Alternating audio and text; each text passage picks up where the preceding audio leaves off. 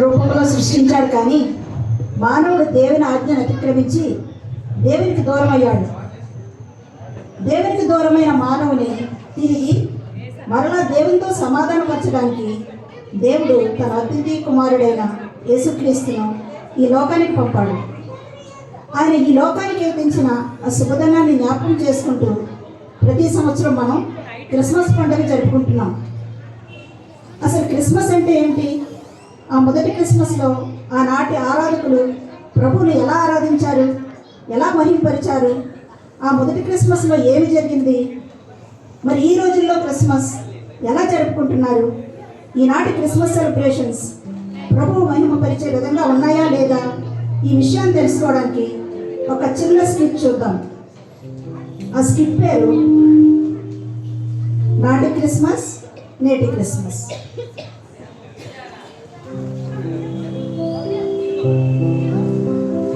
అందరికీ good evening అండి.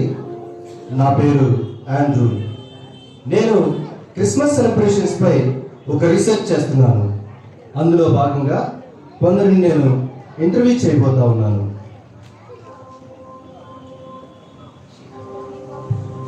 ఇక్కడేదో పార్టీ జరుగుతున్నట్టుంది. ఎక్స్క్యూజ్ మీ సార్, లోపలికి రావచ్చా? రండి. ఎవరు మీరు? మీకేం కావాలి? నా పేరు ఆండ్రూ. నేను క్రిస్మస్ సెలబ్రేషన్స్ పై రీసెర్చ్ చేస్తున్నాను. అందులో భాగంగా మిమ్మల్ని కొన్ని ప్రశ్నలు అడగవచ్చా సార్? అడగండి ఆండ్రూ గారు. బై ద వై, నా పేరు రాజేష్. థ్యాంక్ యూ రాజేష్ గారు. ఈ సెలబ్రేషన్స్ ఎందుకు చేస్తున్నారు? ఎందుకు చేస్తున్నారు ఏంటండి? క్రిస్మస్ పండుగ వచ్చేసింది కదా, అందుకే సెలబ్రేషన్ చేసుకుంటున్నాం. థ్యాంక్ యూ రాజేష్ గారు. మీ దృష్టిలో క్రిస్మస్ అంటే ఏమిటి? నా దృష్టిలో క్రిస్మస్ అంటే స్నేహితులు, కుటుంబ సభ్యులతో కలిసి సెలబ్రేట్ చేసుకొని ఎంజాయ్ చేయడం, అంతే. ఓకే, థ్యాంక్ యూ రాజేష్ గారు. మీ దృష్టిలో క్రిస్మస్ అంటే స్నేహితులతో, కుటుంబాలతో కలిసి ఎంజాయ్ చేయడం, అంతే. థ్యాంక్ యూ రాజేష్ గారు.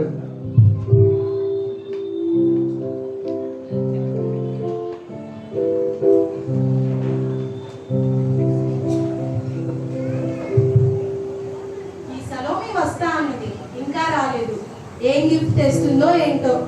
ఇదిగో సలోమి వస్తోంది. హాయ్ ఎస్తేర్, నేను వచ్చేసా. How are you? నీకోసం గిఫ్ట్ కూడా తెచ్చాను. Happy Christmas. Thank you so much Salomi. Happy Christmas to you also. నేను కూడా నీ కోసం గిఫ్ట్ తీసుకున్నాను. Thank you Esther. ఈ ఇంటిలో డెకరేషన్ చాలా బాగుంది. ఎక్స్క్యూజ్ మేడం, లోపలికి రావచ్చా? రండి. ఎవరు మీరు? మీకేం కావాలి? నా పేరు ఆండ్రూ. నేను క్రిస్మస్ సెలబ్రేషన్స్ పై ఒక రీసెర్చ్ చేస్తున్నాను. అందులో భాగంగా మిమ్మల్ని కొన్ని ప్రశ్నలు అడగవచ్చా? అడగండి ఆండ్రూ గారు. బై ది బై, నా పేరు ఎస్తేరు. నా పేరు సలోమి. థ్యాంక్ యూ ఎస్తేర్ గారు. థ్యాంక్ యూ సలోమి గారు. ఈ డెకరేషన్స్ ఎందుకు చేస్తున్నారు మేడం? ఎందుకంటారు ఏమిటండి? క్రిస్మస్ పండుగ వచ్చేస్తోంది కదా, అందుకే ఈ డెకరేషన్స్ అన్ని. ఓకే, మీ దృష్టిలో క్రిస్మస్ అంటే ఏమిటి? నా దృష్టిలో క్రిస్మస్ అంటే బహుమతులు, అంటే గిఫ్ట్లు ఇవ్వడం మరియు తీసుకోవడం. నాకైతే గిఫ్ట్లు ఇవ్వడం కంటే తీసుకోవడమే ఇష్టం. థ్యాంక్ యూ ఎస్తేర్ గారు. మీ దృష్టిలో క్రిస్మస్ అంటే గిఫ్ట్లు ఇవ్వడం, తీసుకోవడం. Thank you madam.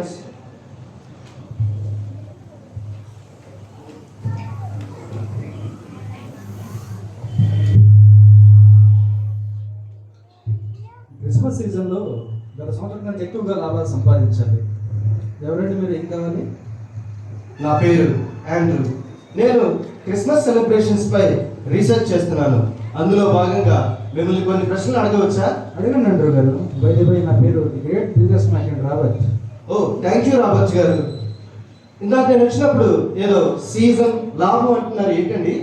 ఏముందండి, క్రిస్మస్ సీజన్ కదా, ఎక్కువ లాభం ఎలా సంపాదించాలని ఆలోచిస్తున్నాను. థ్యాంక్ యూ రాబర్ట్ గారు. మీ దృష్టిలో క్రిస్మస్ అంటే ఏంటి రాబర్ట్ గారు? నా దృష్టిలో క్రిస్మస్ అంటే బిజినెస్ అండి. క్రిస్మస్ ట్రీలు, క్రిస్మస్ కేకులు, క్రిస్మస్ పెద్ద డ్రెస్సులు, డెకరేషన్స్, ఇవన్నీ ఒకటే. ఇవన్నీ అమ్మడం, కొనడం, ఇదే కదా క్రిస్మస్ అంటే. ఓ, థ్యాంక్ యూ రాబర్ట్ గారు. మీ దృష్టిలో క్రిస్మస్ అంటే బిజినెస్, లాభం సంపాదించడం. థ్యాంక్ యూ రాబర్ట్ గారు.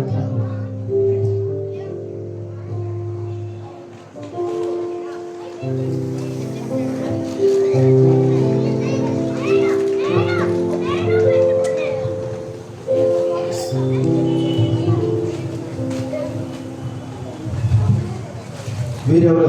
రెసిడెన్స్లో ఉన్నారు. Hello madams, good morning. Good morning. Good morning. ఎవరు మీరు? మీకేం కావాలి? నా పేరు ఆండ్రూ. నేను క్రిస్మస్ సెలబ్రేషన్స్ పై రీసెర్చ్ చేస్తున్నాను. మీ పేర్లు ఏంటో తెలుసుకోవచ్చా మేడమ్స్? నా పేరు కరుణ. నా పేరు ప్రేమ. నా పేరు దయా. థ్యాంక్ యూ కరుణ గారు, ప్రేమ గారు, దయ గారు. మీ దృష్టిలో క్రిస్మస్ అంటే ఏమిటి కరుణ గారు? నా దృష్టిలో క్రిస్మస్ అంటే కొత్త బట్టలు కొనుక్కోవడం, బంగారు నగలు కొనుక్కోవడం. మీ దృష్టిలో ఏంటి ప్రేమ గారు? నా దృష్టిలో క్రిస్మస్ అంటే బిర్యానీలు వండుకోవడం, తినడం. దయ గారు, మీ దృష్టిలో క్రిస్మస్ అంటే ఏమిటి? నా దృష్టిలో క్రిస్మస్ అంటే పిండి వంటలు, డెకరేషన్లు. ఓ థ్యాంక్ యూ కరుణ గారు, ప్రేమ గారు, దయ గారు. మీ దృష్టిలో క్రిస్మస్ అంటే కొత్త బట్టలు కొనుక్కోవడం, బంగారు నగలు ధరించుకోవడం, పిండి వంటలు చేసుకోవడం, బిర్యానీలు తినడం, డెకరేషన్స్ చేసుకోవడం. థ్యాంక్ యూ అండి, thank you so much. Thank you.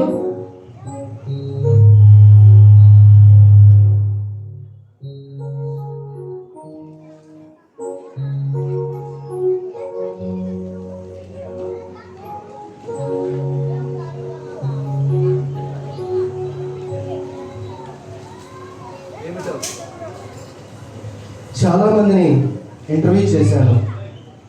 Christmas అంటే కొందరు స్నేహితులతో, కుటుంబాలతో కలిసి పార్టీలు చేసుకోవడం, ఎంజాయ్ చేయడం అంటున్నారు. మరికొందరు క్రిస్మస్ అంటే డెకరేషన్స్ చేసుకోవడం అంటున్నారు.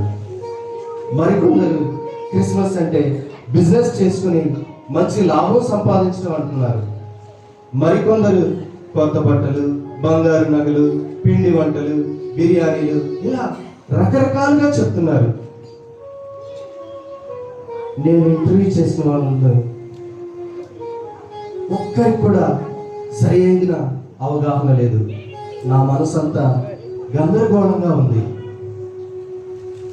అసలు క్రిస్మస్ అంటే ఏమిటి? ఆ మొదటి క్రిస్మస్లో ఏమి జరిగింది? ఆ మొదటి క్రిస్మస్ ఆరాధికులైన వారిని అడిగి తెలుసుకోవాలి. ఈరోజు గాంధీనగర్లో ఎల్ఈఎఫ్ ప్రార్థనా మందిరంలో క్రిస్మస్ పాటల ఆరాధన జరుగుతుంది. అక్కడికి వెళితే నాకు ఖచ్చితంగా సమాచారం దొరుకుతుంది. నేను అక్కడికి వెళతాను.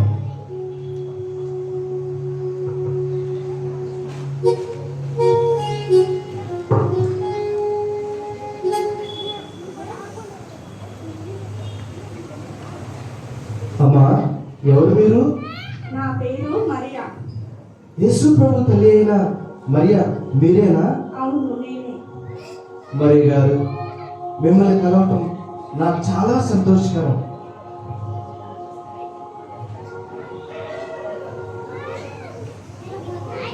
నా పేరు ఆండ్రూ. నేను క్రిస్మస్ సెలబ్రేషన్స్ పై రీసెర్చ్ చేస్తున్నాను. అందులో భాగంగా నేను మిమ్మల్ని కొన్ని ప్రశ్నలు అడగవచ్చా? అలాగే అడగండి. మీ గర్భాన యేసు ప్రభు వారు జన్మించనాయన్నారని గబ్రియల్ దూత మీకు కనబడినప్పుడు అసలు గబ్రియల్ దూత మీతో ఏమన్నారు? నాకు ఎంతో ఆశ్చర్యం వేసింది, ఎంతో ఆనందం కలిగింది. అసలు ఏం జరిగిందంటే,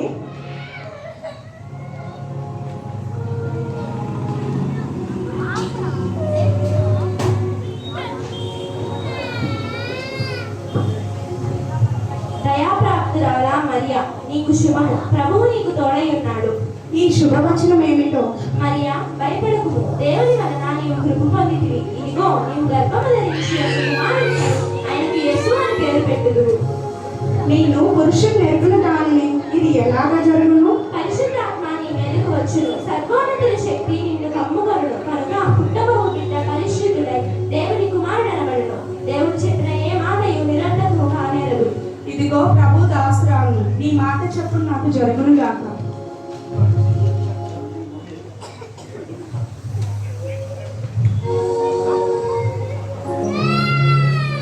మరియ గారు, యేసేపునకు ప్రదానం చేయబడిన మీకు వివాహం కాకమునిపే గర్భం ధరించినాడని యేసేపునకు తెలిసినప్పుడు ఎలా స్పందిస్తాడు అని మీకు భయం వేసిందా? ఈ విషయం తెలిసినప్పుడు లోకం ఎలా స్పందిస్తుందో, యేసేపు ఎలాగ స్పందిస్తాడని ఎంతో భయం వేసింది. కానీ నా భయాలన్నిటినీ దేవాతి దేవుడైన ఆ ప్రభు తొలగించాడు. అది ఎలా జరిగిందో తెలియజేస్తారా? అది ఎలా జరిగిందంటే,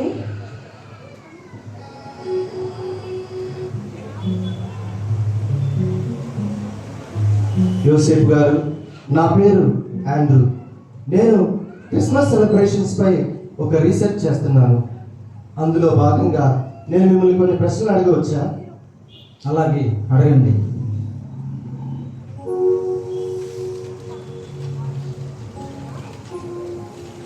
ఆ మొదటి క్రిస్మస్లో మీ అనుభవాలు ఏమిటో తెలియజేస్తారా? తప్పక తెలియజేస్తాను. నాకు ప్రదానం చేయబడినటువంటి మరియా గర్భవతిని తెలుసుకొని ఆమెను అవమానపరచునొల్లక రహస్యముగా ఆమెను విడనాడాలని ఆ సంగతుల గురించి ఉద్దేశించి ఆలోచించుకొనుచుండగా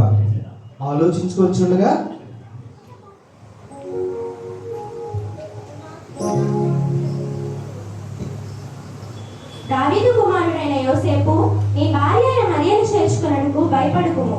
ఆమె గర్భము ధరించినది పరిశుద్ధాత్మ వలన కలిగినది. ఆమె యొక్క కుమారుని కలను తన ప్రజలను వారి పాపముల నుండి ఆయనే రక్షించును. కనుక ఆయనకు యేసు అని పేరు పెట్టుదురు.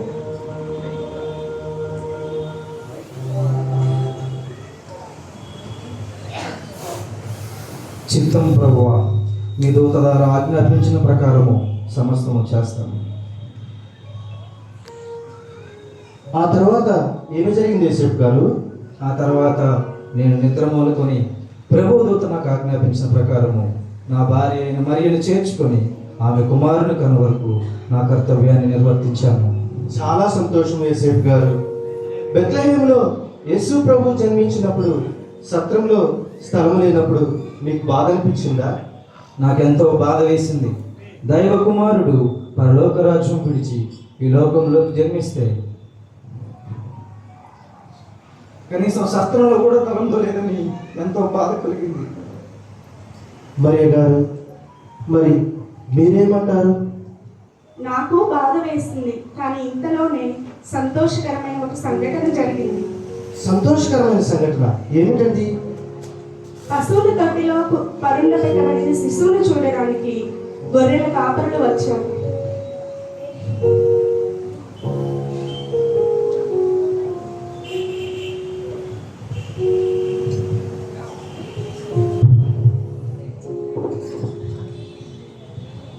అయ్యా,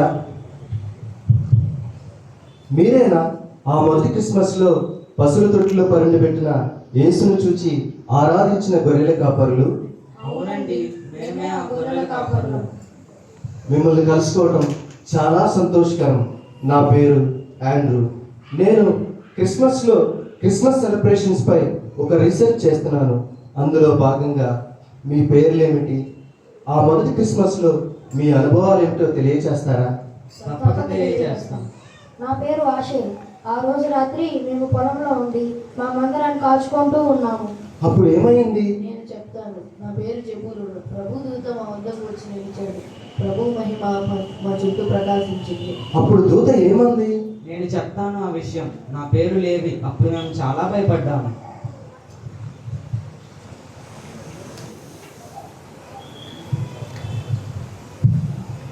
బాబోయ్, దయ్యం.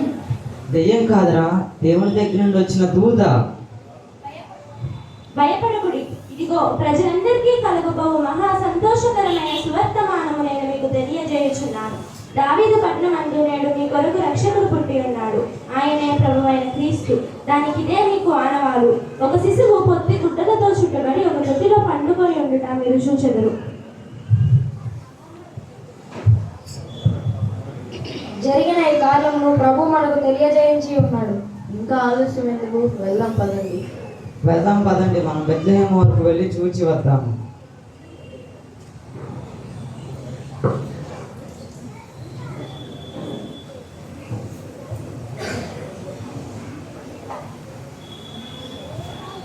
మరియ గారు, గొర్రెల కాపరులు రావడం మీకు చాలా సంతోషం కలిగించి ఉంటుంది కదా?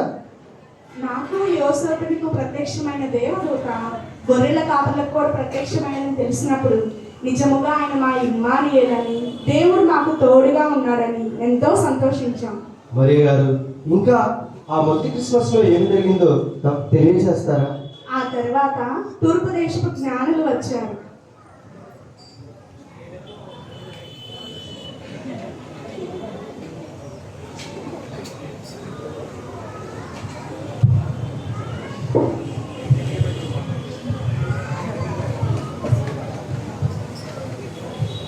అయ్యా, మీరేనా ఆ మొదటి క్రిస్మస్లో నక్షత్రాన్ని వెంబడించి వచ్చి పశువుల తొట్టులో ఉన్న యేసు ప్రభును ఆరాధించిన జ్ఞానులు?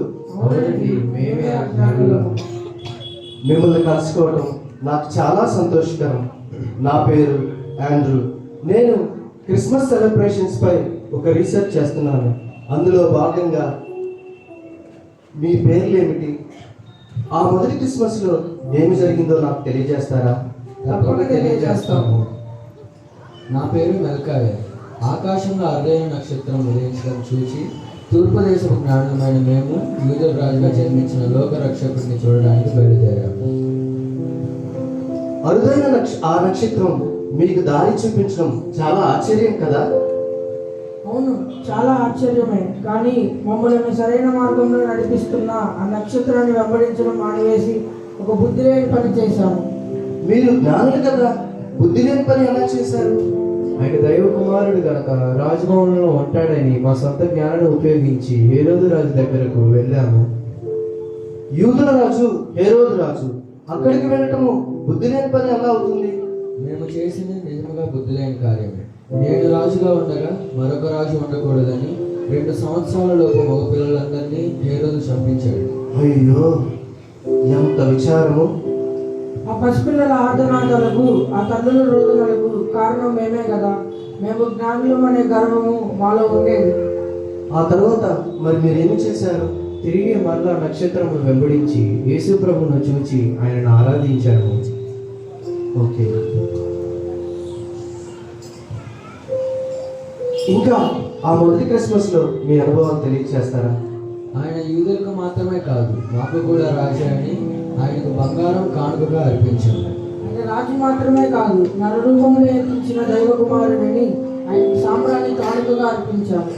ఆయన దైవ కుమారుడు మాత్రమే కాదు, మానవాళి పాప పరిహారం కోసం మరణించబోయే మనుష్య కుమారుడని ఆయనకు బోరము కానుకగా అర్పించాము.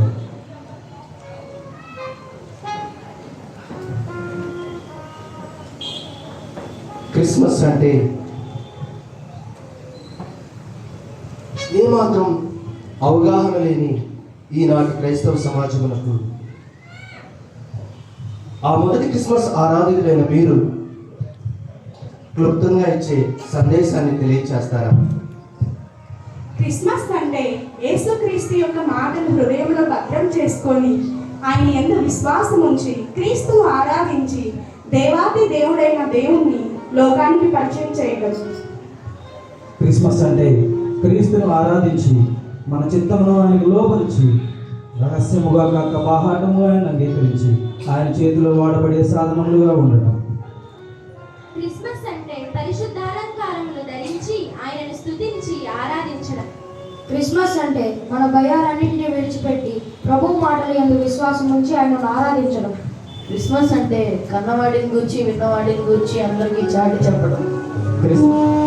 క్రిస్మస్ అంటే ప్రభువుని స్తుతించి మహిమపరచడం.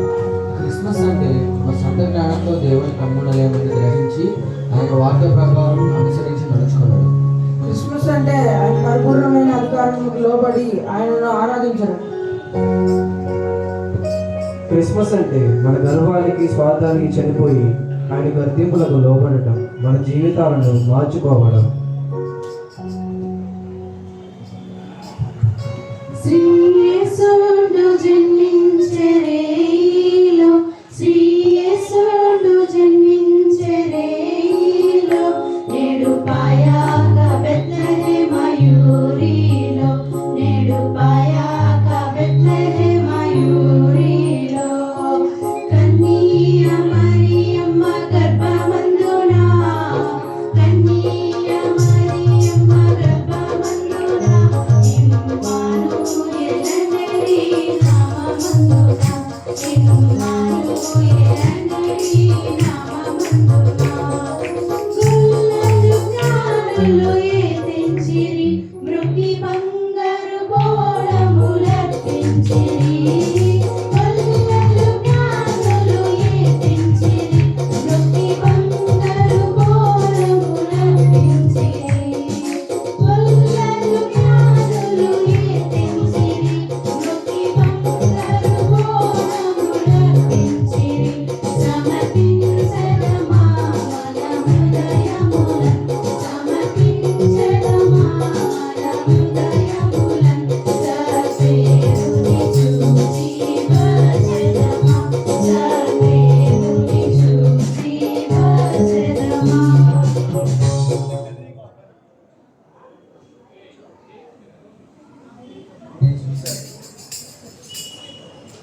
చూశారు కదా, క్రిస్మస్ అంటే కుటుంబాలతో స్నేహితులతో కలిసి పార్టీలు చేసుకోవడం, ఎంజాయ్ చేయటం కాదు.